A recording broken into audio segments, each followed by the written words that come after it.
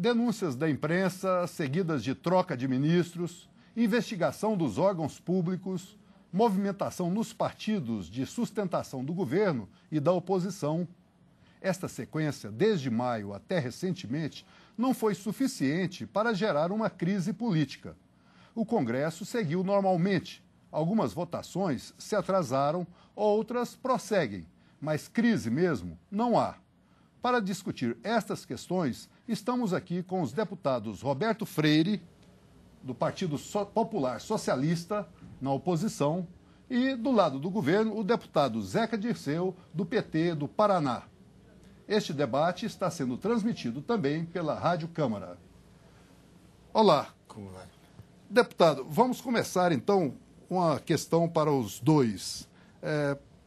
Agora nós temos um clima um pouco mais calmo do que na volta do recesso. As trocas de ministro parece que tiveram, pelo menos aí, estão temporariamente suspensas. O Congresso parece voltar à sua normalidade. Como cada um dos senhores está vendo esta situação? Existe ou não existe uma crise entre o Planalto e o Congresso, e como fica o interesse da sociedade diante disso? Vamos começar pelo deputado Roberto Freire. Porque eu vou contestar a ideia de que não há crise. O senhor acha que ainda continuam... É evidente. Nós estamos aí com as denúncias se avolumando em relação a alguns ministros que estão na corda bamba.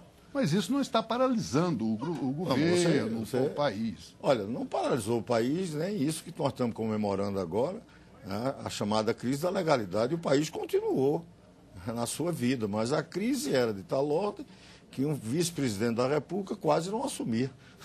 O senhor está falando da renúncia do Jânio, há 50 anos atrás. Nós estamos comemorando agora. Vamos comemorar amanhã a renúncia exatamente a renúncia de Jânio. Foi por esses momentos, e eu vivi isso, jovem, mas vivi. Então, claro, não chegou a uma crise gerando impasses institucionais, mas você me dizer que um governo que não tem nem um ano, 4 ministros já saíram, claro, um por incontinência verbal, os outros 3 por denúncia de corrupção, isso não ser crise, e está na corda bamba, um ministro do turismo, vem agora denúncias com o ministro das Comunicações, que envolve também, porque é um casal no governo, envolve a ministra, chefe da Casa Civil.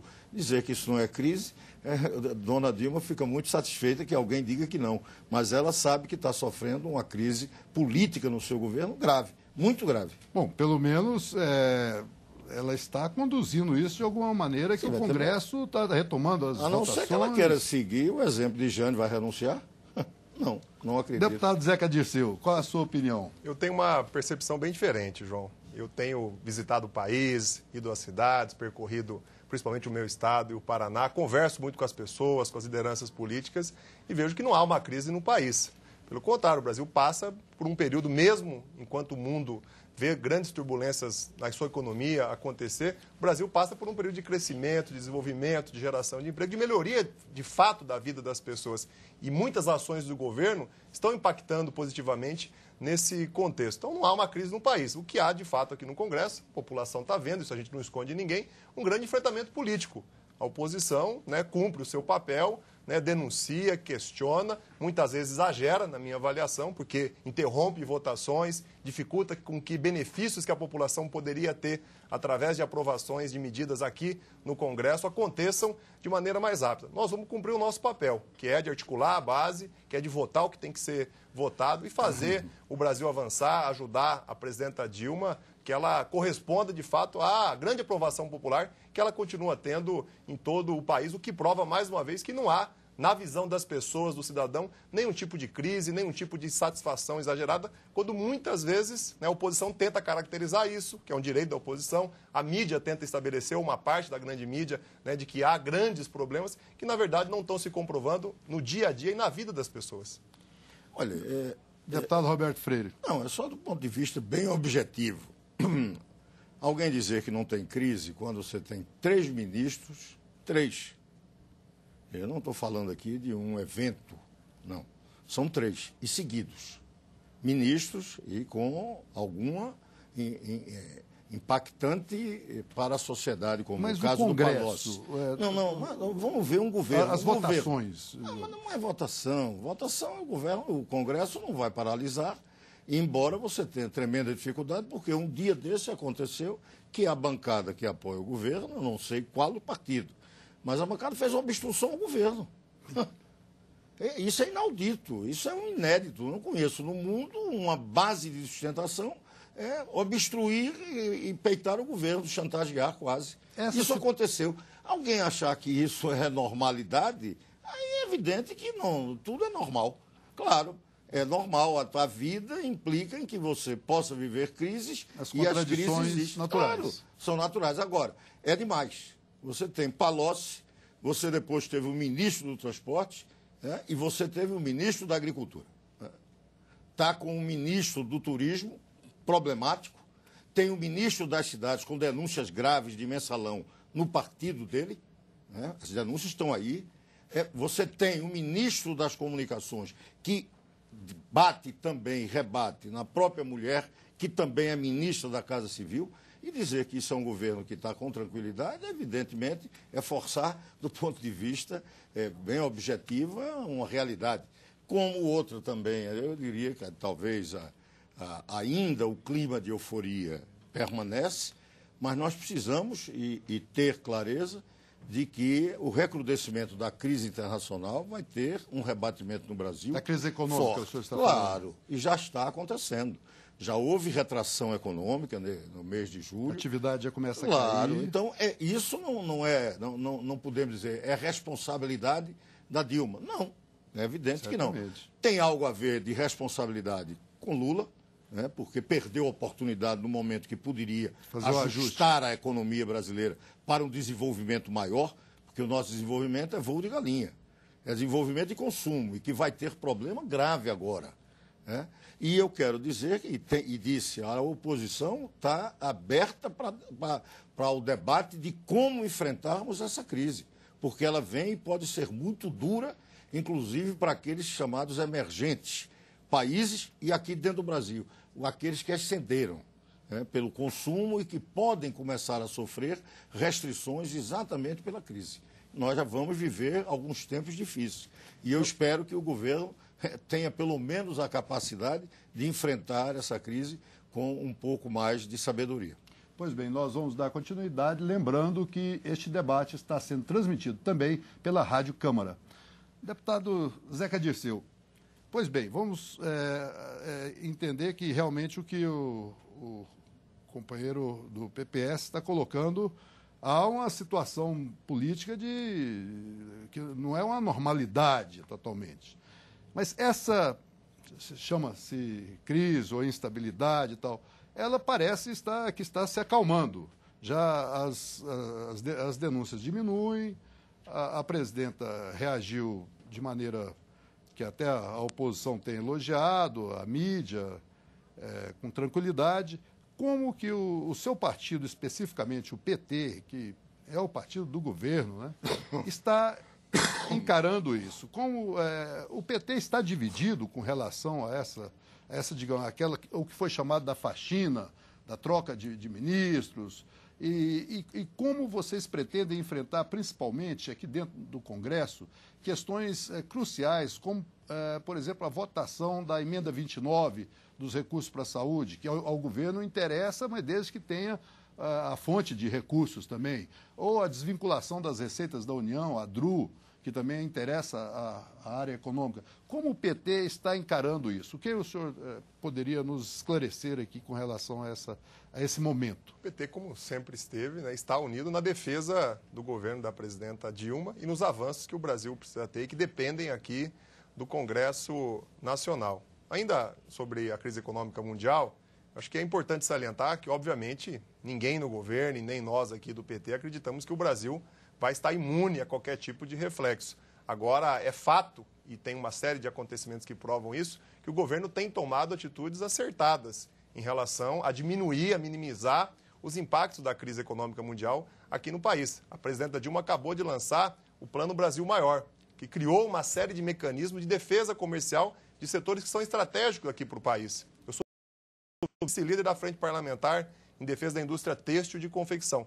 É um segmento que foi muito beneficiado e que gera quase 2 milhões de emprego no país. Além disso, houve a desoneração da folha de pagamento, não só para esse segmento, mas para o segmento de couro, calçadista, de software. Né? Isso vai ter um impacto agora, nesse momento, para que essas empresas possam continuar gerando emprego e crescendo. Houve o anúncio na semana seguinte da ampliação do Super Simples, né, que dobrou algumas faixas de enquadramento, podendo incluir milhares de outras empresas neste regime que não só é simplificado de arrecadação de impostos, mas que cobra menos impostos das empresas. Né? Nessa semana, a presidente está anunciando, né, novas medidas econômicas e medidas de microcrédito para poder estimular ainda mais o desenvolvimento e a geração de emprego no país. Então, o governo está tomando as medidas necessárias, algumas talvez estejam ainda em estudo, estejam pendentes, né, mas há medidas sendo tomadas. Mas o governo pode confiar na sua base de sustentação aqui, neste momento, para assuntos delicados? Pode. Agora que a gente tem temas que fogem um pouco da dinâmica dos partidos e de quem é oposição e o governo. A emenda constitucional 29 que você citou,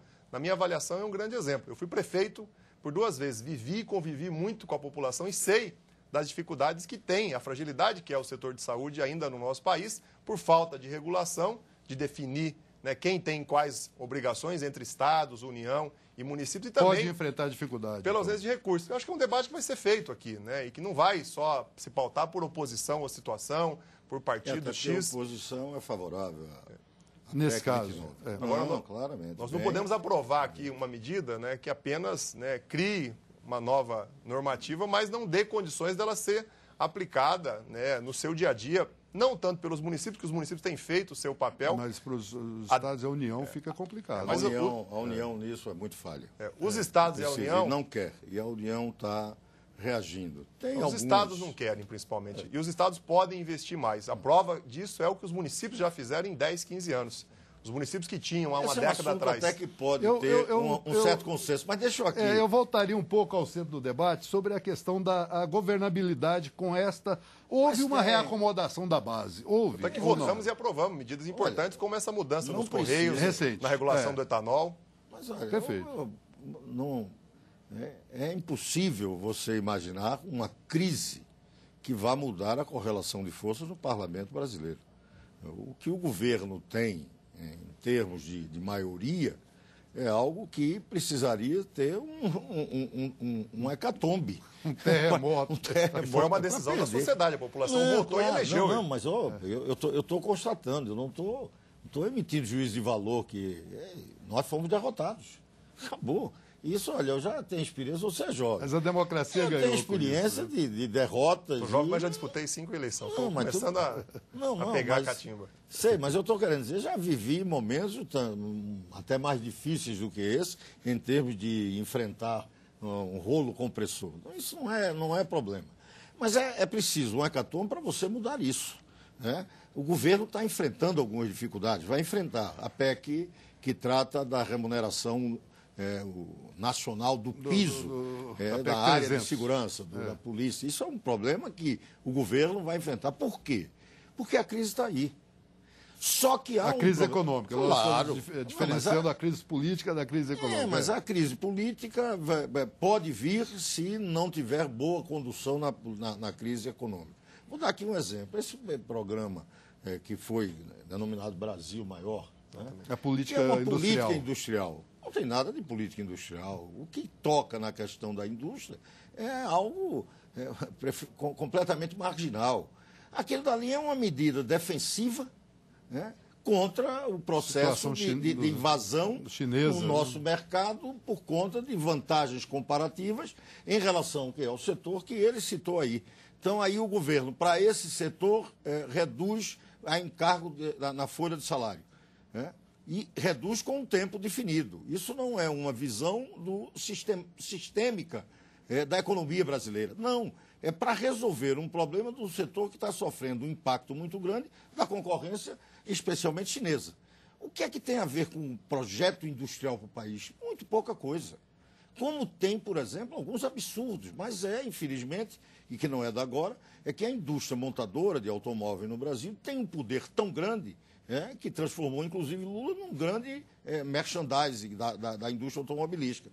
Concede todos os favores. E a Dilma fez a mesma coisa, de que entregar recursos através da isenção para que essa indústria montadora inove em termos de tecnologia, isto é uma brincadeira conosco. Mas pequenas empresas foram beneficiadas. Mas não vai... Do setor moveleiro, do setor de software, mudou. Hoje é um momento novo. Dessas daí mudaram exatamente. Mas antigamente era só a indústria mobilística que ganhava benefícios. Agora você expandiu isso. Mas eu estou querendo dizer que essa daí é temporária, é setorizada porque está enfrentando uma concorrência, não é nenhuma política permanente. É setorizado. Mas pode virar permanente? Não sei. É uma experiência. Mas, um governo que não sabe fica com experiência, não é bom governo. Bom, pelo menos aqui nós estamos vendo que a oposição não acabou, como muitos dizem. Pelo contrário. É uma oposição articulada e inteligente que sabe onde pegar. Vou mais, porque essa questão é um negócio meio absurdo. Né? Você entregar a montadora, que eu vou usar um autor que eu não gosto muito de citar, mas nós voltamos a produzir carroças. Porque o mundo desenvolvido está na inovação tecnológica do carro movido à eletricidade, está discutindo novas fontes energéticas, está numa pesquisa, e nisso até o próprio Obama diz, nós estamos com alguma dificuldade, mas nós temos pesquisadores. Isto que no Brasil deveria ser incentivado, e nós temos a biodiversidade, biotecnologia, isto quase não é tocado numa política industrial. Isto é um grave erro. O Ministério de Ciência e Tecnologia acabou de anunciar, né, um programa que dobra o número de recursos para pesquisa e inovação. Eu vou colocar coisa recolocar no debate. Anunciar, mas está acontecendo. Desde o governo Lula. Tanto está acontecendo que o povo está vendo, quando você vai lá não tem nada. E não existe. O governo não é um governo de marketing. As pessoas estão sentindo isso, estão felizes. É só de marketing. Não é. Esse é que é o problema. A Dilma, inclusive, está querendo ser o que ela não é. É só conversar com quem é é beneficiário do Minha Casa Minha Vida. É só ir conversar com o agricultor que é beneficiário do Pronaf, que agora diminuiu os juros para 2% para investimento. Esse é o Brasil real, que a oposição não quer ver. Mas é danado. Agora mesmo. As pessoas estão felizes, por exemplo. É só ir para a rua e conversar com as pessoas. Os juros bancários para o cidadão brasileiro é uma das coisas mais indecentes que existe no mundo. Tá em 12,5%. Você paga por ano. Concorda. E isso que é o governo, concorda, muito bem. Mas no Pronaf houve avanços significativos para o agricultor, para o pequeno agricultor familiar. Você viu a cada ano diminui os juros, aumenta o volume de crédito, melhora a assistência você viu que você Esse falou. É o Brasil real. De cada vez. Não, você viu que você falou isso e eu não contestei? Tá bom. Agora, eu falo isso e você, como do governo, diz, é verdade. O que o governo fez? Eu cobro. O que é que esse governo fez? Nada. É um governo, infelizmente, que é um governo que se autorreferencia como de esquerda, mas é subalterno aos interesses do sistema financeiro. Não mudamos nada. Os banqueiros continuam rindo à toa. E no governo Lula estão rindo mais ainda. E com o governo Dilma continua. E nós não estamos fazendo nada. Quando estamos vivendo a crise, nós estamos com problemas na infraestrutura, não temos recursos para investir, tem que fazer parcerias públicos-privadas. Ontem, o plenário ouviu um discurso maravilhoso do líder do PMDB, falando do grande leilão de privatização no aeroporto lá no Rio Grande do Norte. Então, estão fazendo privatização porque o governo não tem recursos para investir. Mas o que é que faz em relação, por exemplo, ao que paga de juros da dívida, que o principal continua o mesmo, para que os banqueiros continuem rindo? Não muda nada. Isto é, evidentemente, algo inadmissível. Eu vou dar a palavra ao companheiro Zeca Dirceu, mas antes lembrando que este debate está sendo transmitido também pela Rádio Câmara. Zeca, o governo investimentos, está mudando estruturalmente, nós estamos conseguindo caminhar, eu volto novamente puxando para cá. O Congresso, depois desses meses aí, dessa turbulência, nós teremos como avançar em temas de importância assim, estrutural, como, por exemplo, a reforma política. Não seria uma saída para essa situação que nós temos visto aí, tanto no Executivo e reflexo no Legislativo, essa reforma? Eu gostaria de reorientar aqui a questão um pouco para isso. Como você e o PT estão se posicionando, por exemplo... Deixa eu dizer logo uma coisa aqui da reforma política. Mas eu não vou poder falar. Não, mas é isso. Você vai falar, mas eu quero falar. Você vai falar mais. Eu estou só dizendo a você, nós vamos concordar.